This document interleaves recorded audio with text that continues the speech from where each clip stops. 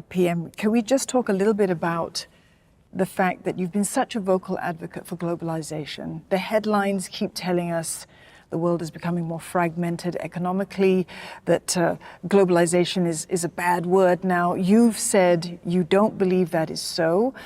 Singapore still needs to stay open. It still needs to have those multilateral rules-based trade relations. But we are seeing these sort of networks starting to evolve, right? Smaller sort of groupings evolve.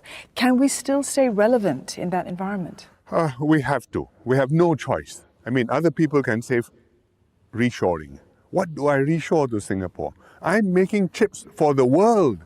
And if I make all the chips here, first of all, I need the components and all the supporting industries, which I don't have. Secondly, if I make 1 million chips a month, who's going to use them in Singapore? It doesn't make sense. And if I'm going to reshore and feed myself, well, I need have resilience requirements, and we have an ambition to say 30 by 30. 30% of nutrition is generated in Singapore by 2030. Maybe I can make 30 by 30, but if you want 100 by 30, what am I going to eat? I'll be back to planting ubi kayu, tapioca, which is what people did during the war. So it's not possible. So we have to be out there promoting freer trade, promoting cooperation, willingness to be interdependent, willingness to develop the networks of trade and investment and trust and finance to work together.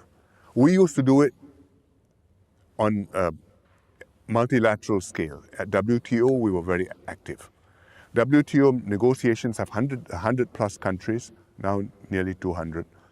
And you can't really discuss with all 100 plus participating in a conversation. So you form groups, and one of the key groups used to be called the Green Room when I was Trade Minister long ago. And the Green Room had maybe 20, 30 countries.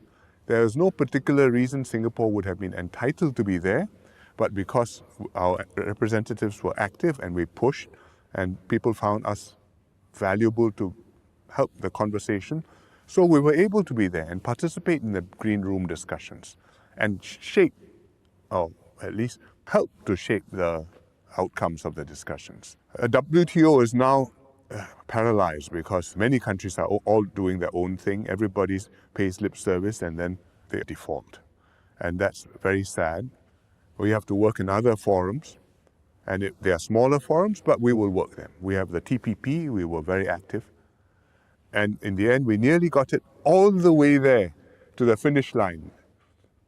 Then the Americans couldn't participate, opted out, but the Japanese, under Prime Minister Abe, rallied the rest of us, and 11 countries got it over. We got the CPTPP. It's a great achievement. Remember, that started as the P4, which Singapore was part of, because the P4 was Singapore, New Zealand, Chile, Brunei. And we started this little FTA, very little or relatively little trade between us, and so far away on different corners of the world. But we had a dream. One day others will join in and it'll grow into something substantial. And that was a nucleus around which eventually CPTPP came. So there are things like that which we can do. We are doing that in new fields. For example, e-economy.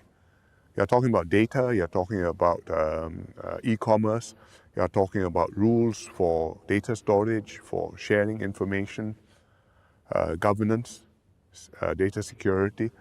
And so you need a new age kind of agreement. And we've got digital economy agreements. We have one with Britain, we have one with Australia. We have a multilateral one, which we call the DEPA, Digital Economy Partnership Agreement, with New Zealand, with Chile, 3 of us. And there's a queue to come in, and 1 or 2 countries which are quite advanced in their queue and will be joining soon. So I think we have to keep on being active, smaller scale platforms, but to us, these are all the more important.